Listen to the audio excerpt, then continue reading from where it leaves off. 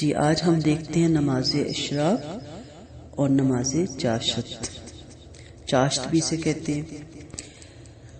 دہا کے معنی دن کا چڑھنا اور اشراق کے معنی ہے طلوع آفتاب. پس جب آفتاب طلوع ہو کر ایک نیزے کے برابر بلند ہو جائے، یعنی جب آفتاب طلوع ہو اور 10 منٹ گزر جائے، تو اس وقت نوافل کا پڑھنا نماز اشراق کہلاتا ہے. سیدنا زید بن ارقم رضی اللہ عنہ سے روایت ہے، اس نماز کو صلاۃ الاوابین بھی کہا گیا ہے. یہ یاد رکھیے گا، مغرب اور عشاء کے درمیان پڑھی جانے والی نماز کو جس روایت میں صلاۃ الاوابین کہا گیا وہ مرسل ہے، ضعیف ہے. سیدنا ابو ذر رضی اللہ عنہ سے روایت ہے کہ آپ صلی اللہ علیہ وسلم نے فرمایا، ہر صبح آدمی پر لازم ہے کہ اپنے جسم کے ہر بند یعنی جوڑ کے بدلے صدقہ خیرات کرے. پس ہر تسبیح صدقہ ہے، ہر تحمید صدقہ ہے، ہر تہلیل صدقہ ہے، ہر تکبیر صدقہ ہے، امر بالمعروف صدقہ ہے اور نہی عن المنکر بھی صدقہ ہے. اور ان سب چیزوں سے دہا کی 2 رکعتیں کفایت کرتی ہیں، یعنی نماز اشراق ان سب کو کفایت کرتا ہے. رسول اللہ صلی اللہ علیہ وسلم نے فرمایا، میں ذرا رک کے آپ کو بتا دوں، آپ جانتے ہیں کہ تسبیح کسے کہتے ہیں؟ سبحان اللہ. تحمید کسے کہتے ہیں؟ الحمدللہ. تحلیل کسے کہتے ہیں؟ لا الہ الا اللہ. اور تکبیر کسے کہتے ہیں؟ اللہ اکبر. اور امر بالمعروف نیکی کا حکم دینا، ترغیب دینا، نہی عن المنکر بدی سے روکنا یا نفرت دلانا. اور حدیث سے معلوم ہوا کہ چاشت اشراق کی نماز کی کم از کم تعداد 2 رکھتے ہیں. زیادہ سے زیادہ تو اوابین میں 6 بھی آتی ہیں، 12 بھی آتی ہیں، وہ آگے ہم بات کرتے ہیں. جی آپ صلی اللہ علیہ وسلم نے فرمایا، اللہ تعالیٰ فرماتے ہیں کہ آدم کے بیٹے، خالص میرے لیے 4 رکعتیں اشراق کی اول دن میں پڑھ، میں تجھے اس دن کی شام تک کفایت کروں گا. سبحان اللہ، کتنی خوبصورت حدیث ہے. معاذ تابعہ رحمت اللہ علیہ نے ام المومنین سیدہ عائشہ صدیقہ رضی اللہ عنہا سے دریافت کیا کہ آپ صلی اللہ علیہ وسلم نماز دہا کتنی رکعتیں پڑھتے تھے؟ سیدہ عائشہ رضی اللہ عنہا نے کہا 4 رکعتیں، اور جس قدر اللہ تعالیٰ چاہتا آپ اس سے زیادہ بھی پڑھتے. جیسے میں نے کہا نا کہ یہ پھر 4 6 8 10 12 تک جتنی آپ اس کو بڑھا سکے. سیدہ ام ہانی رضی اللہ عنہا فرماتی ہیں، رسول اللہ صلی اللہ علیہ وسلم نے فتح مکہ کے دن غسل کیا اور چاشت کے وقت 8 رکعتیں نماز پڑھی. معلوم ہوا کہ اشراق کی رکعتیں 2 4 یا 8 ہیں، اور 2 پڑھ کر کے پڑھنا مسنون ہے. سیدنا ابو ہریرہ رضی اللہ عنہ نے فرمایا، مجھے میرے پیارے محبوب نبی کریم صلی اللہ علیہ وسلم نے 3 چیزوں کی وصیت کی، جب تک میں زندہ رہوں گا انہیں نہیں چھوڑوں گا. ہر قمری مہینے میں ایام بیض 13 14 اور 15 یعنی چاند کی 13 14 اور 15 تاریخ کے 3 روزے، چاشت کی نماز اور سونے سے پہلے وتر پڑھنا. اس میں بھی چاشت کی نماز کے لیے یہ حدیث لائی گئی ہے.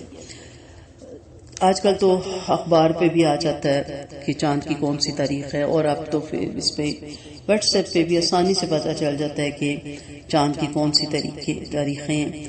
تو صحابہ کرام کا ایمان اس قدر مضبوط تھا، اس قدر کامل تھا کہ وہ نبی کریم صلی اللہ علیہ وسلم سے جب کوئی بات ان کے منہ سے سن لیتے تو پھر اس کو کبھی زندگی میں نہیں ترک کرتے تھے. تو ہم بھی بہت کچھ پڑھتے ہیں، بہت کچھ پڑھاتے ہیں، بہت کچھ سیکھتے اور سکھاتے ہیں، لیکن اللہ کرے ہمارے اندر وہ والا ایمان آ جائے کہ جب ہم کوئی بات سن لیں تو پھر اس پہ عمل بھی کریں. نماز اشراق جیسے کہ میں نے کہا کہ سورج نکلنے کے 10 منٹ کے بعد ہوتی ہے. یہی نماز تھوڑی اگر 10 بجے تک پڑھی جائے یا 11 بجے تک پڑھی جائے تو اسے پھر نماز چاشت کہتے ہیں. ایک ہی چیز ہے جسے صلاۃ الضحیٰ بھی کہا گیا.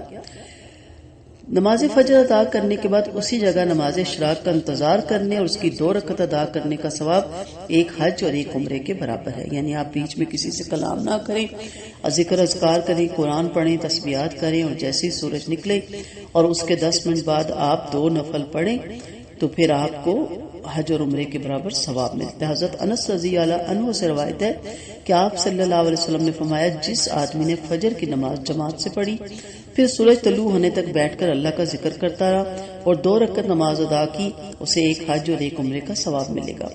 راوی نے کہا آپ صلی اللہ علیہ وسلم نے ارشاد فرمایا پورے 1 حج اور 1 عمرے کا، پورے 1 حج اور 1 عمرے کا، پورے 1 حج اور 1 عمرے کا، سے ترمذی نے روایت کیا۔ حضرت زید بن ارقم رضی اللہ عنہ کچھ لوگوں کو نماز چاشت پڑھتے دیکھا تو کہا کیا لوگوں کو علم نہیں ہے کہ اس وقت کے علاوہ دوسرا وقت اس نماز کے لیے افضل ہے، اور یہ وہ وقت ہے جس کے بارے میں رسول اللہ صلی اللہ علیہ وسلم نے ارشاد فرمایا کہ نماز اوابین کا وقت تب ہی ہوتا ہے جب اونٹ کے بچوں کے پاؤں جلنے لگے، سے مسلم نے روایت کیا۔ وضاحت میں آپ کو بتا دوں کہ اگر سورج طلوع ہونے کے 15-20 منٹ بعد یہ نفل ادا کیے جائے تو نماز اشراق کہلاتی ہے۔ اگر طلوع آفتاب سے تقریباً گھنٹے بعد یہ نفل ادا کیے جائے تو نماز چاشت کہلاتے ہیں، اور اگر طلوع آفتاب کے 2-2.5 گھنٹے کے بعد ادا کیے جائیں تو نماز اوابین کہلاتے ہیں، جس سے جب وقت میسر آئے وہ پڑھ لیں۔ نماز چاشت کے لیے 4 رکعت ادا کرنی افضل ہے۔ نماز چاشت کی 4 رکعت ادا کرنے والے کے دن بھر کے کام سارے اللہ کے سپرد ہو جاتے ہیں۔ ہماری تو ساری زندگی اللہ ہی کے سپرد ہے، لیکن پھر بھی یہ خوشخبریاں ہیں، اور ضرور یہ جب نماز پڑھیں تو نماز پڑھ کے جب آپ اٹھنے لگیں تو کہ اللہ تعالیٰ میرے سارے دن کے کام، میری پریشانیاں، میری تمام مسائل آپ کے ذمہ، اور اللہ کا وعدہ اس سے سچا وعدہ کس کا ہوگا۔